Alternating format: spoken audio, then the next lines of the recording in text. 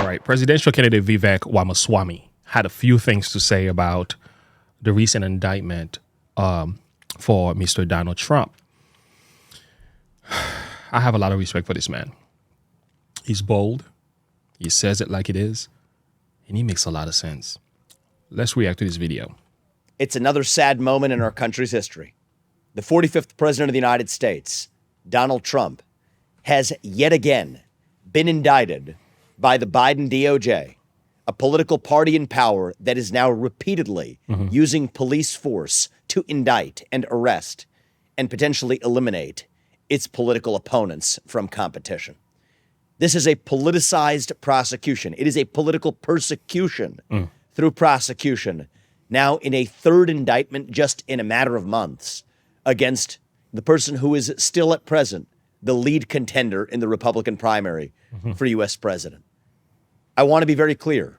I am running for U.S. president in that same Republican primary.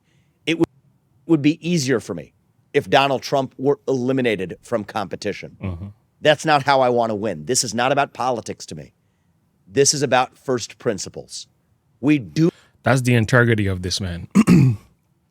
Although he understands if Donald Trump wasn't in the race, he will actually, I know Ron DeSantis is doing exceptionally well as well, but Vivek Ramaswamy, I think he's like third place, if I'm not mistaken. So, yeah, he could have won, but Donald Trump is the man right now. So we get it. Yet he's willing to come forward and speak. I don't know how many other Republicans or any other presidential candidate will actually speak in the way that this man does. He's not afraid. He's very honest. There's humility. There's boldness. He's just a smart guy. Do not want to become a country where the party in power is able to use banana republic-like tactics to eliminate its political opponents. Yet I'm sad to say that's exactly where we are. The allegations in this indictment fall flat. It is wrong and incorrect and inaccurate to place blame for what happened on January 6th at the feet of Donald Trump. I said this at the time. I've said it ever since then. I continue to say it today. I would not have made the same judgments that Donald Trump did in how he handled that day. But that's different from saying that he committed a crime. He did not. He specifically told the protesters that day to behave peacefully. The First Amendment in this country gives political protesters the ability to express themselves and their opinions freely. Donald Trump was not responsible for what happened on January 6th. You want to know what was responsible? I said this in the days after January 6, 2021, just as I say it today. Systematic, pervasive censorship in this country. That was after a year where we had told people across this nation that you had to stay locked down in your house, in your basement, and shut up, sit down, do as you're told.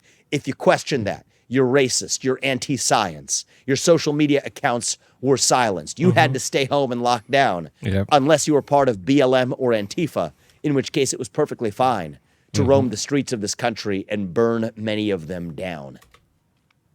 Wow. Powerful statement. You don't have to agree.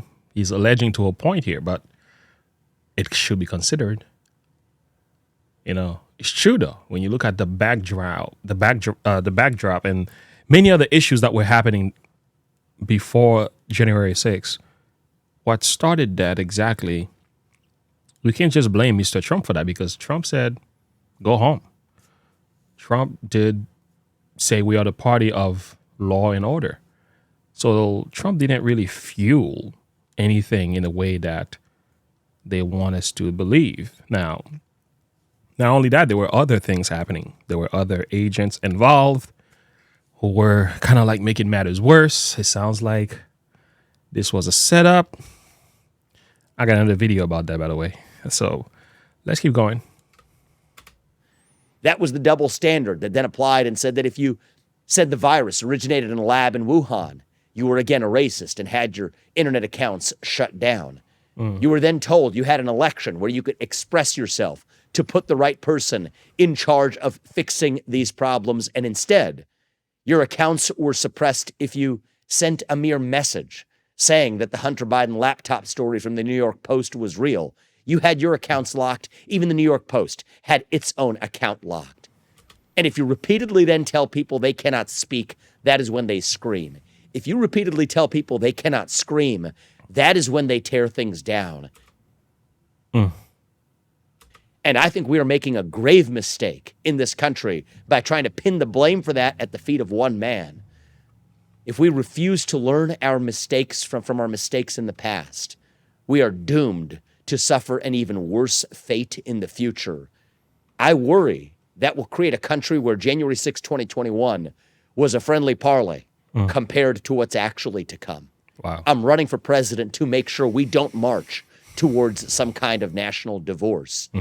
But the first and most important step that we as candidates can take in this race is to speak and speak forcefully on the side of principle, to say that even if we're competing against Donald Trump, as I am, I do not want to see him eliminated from competition using these politicized tactics. Yeah. It is wrong for our country. It is wrong for our future. I call on my fellow candidates to condemn it.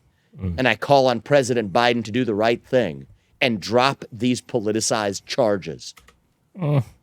You and I both know it's not Biden that's doing this, right? That's going to be a first step towards uniting our country. Wow. Vivek is something special, man.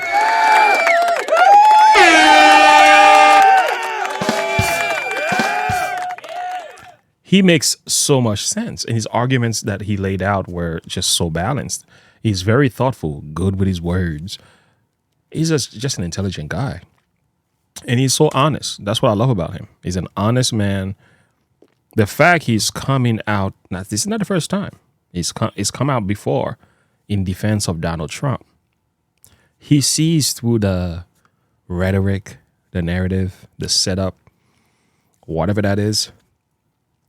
And it's very obvious that he's calling for accountability. He's calling for us to do things differently in this country. It is banana republic kind of stuff going on here, because that's not how we do things in the United States. At least that's not how we used to do it. But it seems like this is becoming normal. Donald Trump is being indicted for not believing that he was lost. Donald Trump is being indicted for not conceding and agreeing to the fact that he lost, supposedly, the election, allegedly. Donald Trump is being indicted for having thoughts that people did not agree with when it comes to the election. Donald Trump is being indicted because he spoke against the voting system. So where is the crime again? Like, that is not a crime to not agree. So it's a crime not to believe what people said about you losing an election. When did that become a crime? So it's very obvious that they're throwing a pile of spaghetti on a wall here, hoping something will hang, because it's very obvious they don't really have a case. So I'm sure the Supreme Court is going to push this all the way up to the Supreme Court, and they're going to put it in a trash can, because that's just a very weak case.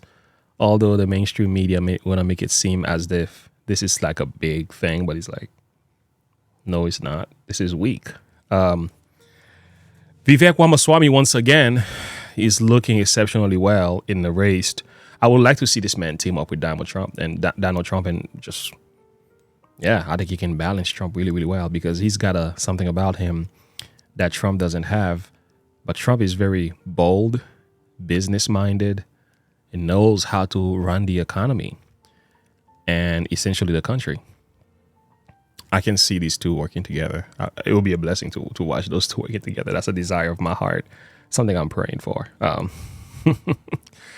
But again, friends, what do you think? I think the call for accountability here is awesome, especially living in a time when political corruption is really obvious, that Biden and his administration and those three letter organizations are working to to do some very diabolical, evil, unbecoming behaviors, I would say.